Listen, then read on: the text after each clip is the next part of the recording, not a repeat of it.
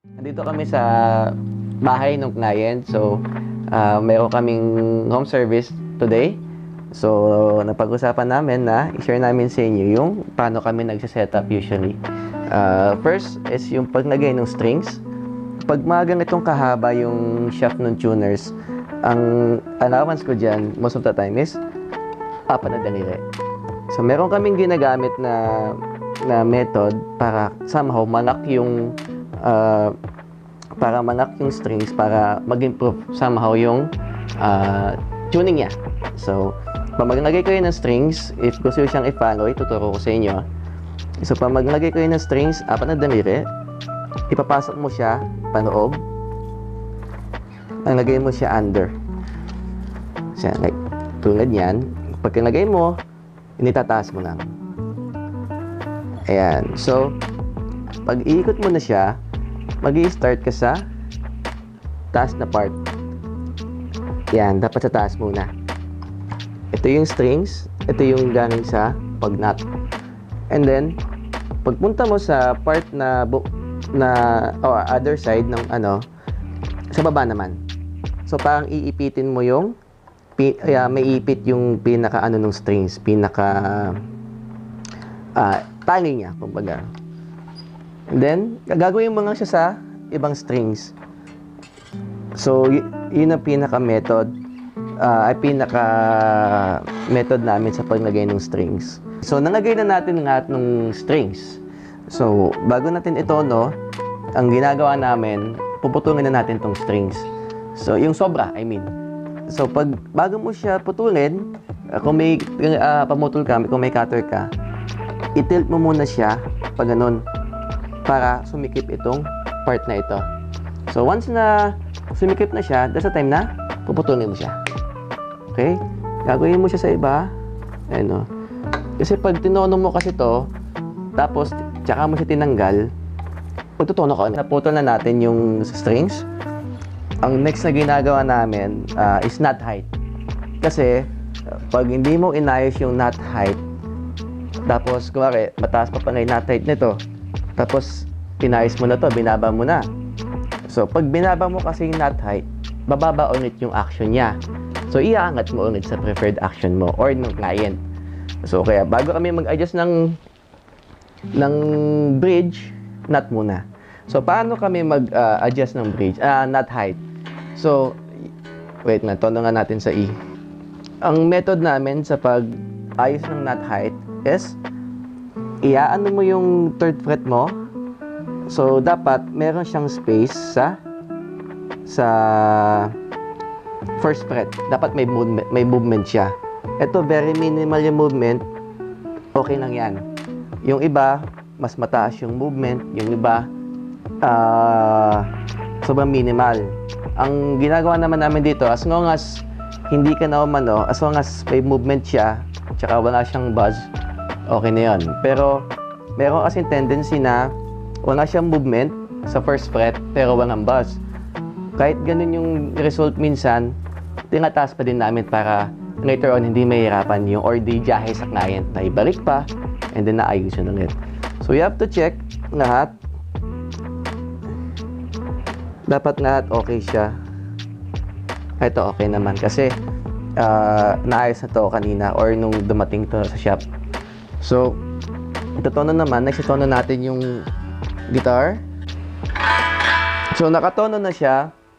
After natin makabit yung strings, maayos yung knot height, then matono, ang next na ginagawa namin dito is yung relief. Pagdating naman sa relief, ang approach namin, so, ilagay namin yung isang daliri namin sa first fret, isa sa last fret. So, para ma-determine yung relief niya, kung gaano kalaki yung movement niya sa 12th fret. Ayan, tulad nito, kung may ganitong movement na, goods na siya. May mga ibang cases na dito, konti ang relief, sa gitna malaki. So, sa discretion na lang nung gagawa, nung luthier or nung tech, kung paano niya i-approach yun. Kasi, wari dito, mataas ang relief niya, sa baba hindi. So, meron tayong mga certain approach na ginagawa. Kung yung personal guitar mo, ito yung setup niya, konti rin dito sa gitna, malaki, pag-experimentuhan mo. Pero wag yung gitara na knayen. So, para hindi naman, pag gagawin mo na sa gitara na knayen, ano mo na yung magiging approach mo. So, after ma-set yung relief, regards pa lang sa truss rod, if tingin mo, malaki yung relief, gusto mo pa siyang i-straight yung neck, hihigpitan mo lang yung truss rod. So, most of the time, yung truss rod kasi yan dito on our left side. Para madaling tandaan, if gusto mong bawasan yung relief, ang approach mo ay papunta sa'yo yung wrench. Kumbaga, facing the truss rod, clockwise. Clockwise siya. Pag sobra naman yung relief, may bus dito sa 1, 2, 3 hanggang 5, or may bus sa 1, 2, 3, panuwag naman, counterclockwise. Yun yung approach niya. And then, i-judge mo na lang kung gano'ng kalaking relief ang gusto mo. So, ang pamag-ayos ka ng truss rod, either 1/8 turn or 1/4. 1/8 tono, 1/8 tono ulit, until your preferred na relief. So, once maayos mo na yung strings, maayos mo na yung knot, maayos mo na yung tuning and relief, pupunta ka naman sa Tune-o-matic, in this case, Tune-o-matic bridge. So, ang approach naman sa Tune-o-matic bridge, kami kasi, ang action namin, kasi may preferred action kami sa low E and sa high E. Mas mataas to compared dito. Yun ang ginagawa namin. Let's say, for example, ang action mo is 1 point something. Kung, for example, kung ang action mo dito is 1.75 millimeters, dapat sa baba is 1.5 millimeters. So, iba yung, namin, iba yung height or preferred height namin or yung stock height, tinatawag namin. So, pero, ang approach namin, mas mataas yung low E sa high E. So, pag tinest naman ni client, kung may gusto niyang pataasan, pwedeng-pwede. Yun lang yung ginagawa naming basihan para ma-check na okay yung action okay yung guitar for that action. So, after maayos mo yung height, next nun is intonation. So, intonation, alam ko, nakikita na ito sa YouTube madalas. So, intonation na ginagamit namin, sample, kumari sa E. So, open E, ayun, open E, and then 12 fretted. Dapat parehas yung nasa gitna din ng E. So, example, pag mag-i-internet kayo, kumari open, di ba, nakatono siya. Pag nagay mo ng 12 fret, kung flat siya, assuming gusto pang itaas yung tono niya, kumbaga flat, inapit mo yung saddle, papunta sa neck. Pag sharp naman yung kinalabasan ng 12 fret, kumari sharp siya, i-atras mo lang. Agad sa magsakto yung open, like this one, tsaka fretted. Yan. Then so and so forth, gagawin mo siya sa lahat ng strings. 17th fret, tsaka low E tsaka high E. 17th fret, di ba? So, ang approach namin sa pag-level ng pickups, assuming, kumari sa neck, ito yung tunog niya. Okay na sa amin yung ganitong blend ng low tsaka high E. Di ba? So mag-start ka sa low E, baba ka sa bridge. Di ba? Sana makuha nung audio, halos parehas sila ng tunog.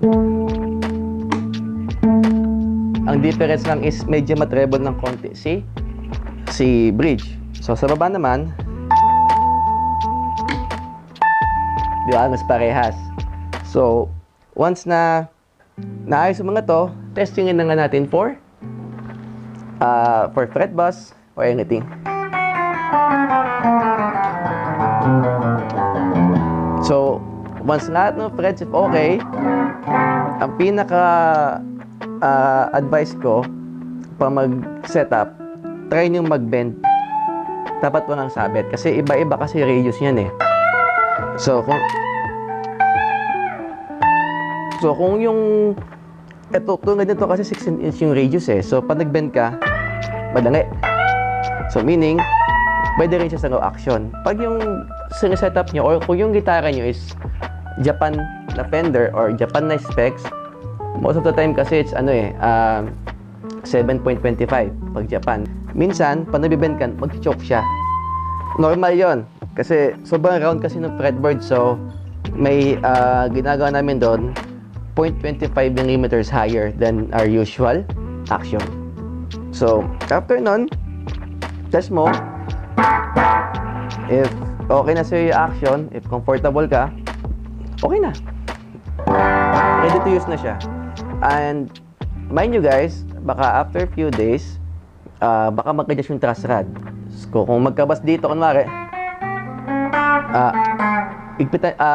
kung magkabas, mawagan nyo nga ng konti. Kasi through time kasi minsan nag-iiba yung tension ng strings or weather conditions. Minsan pagkakabilt ng neck. So, minsan nakaka-apekto yon. So, if may questions kayo regarding sa pag-setup din or kung meron kayong guitar na kailangan i-setup, dangin nyo lang sa amin. Free naman yung check-up and assessment.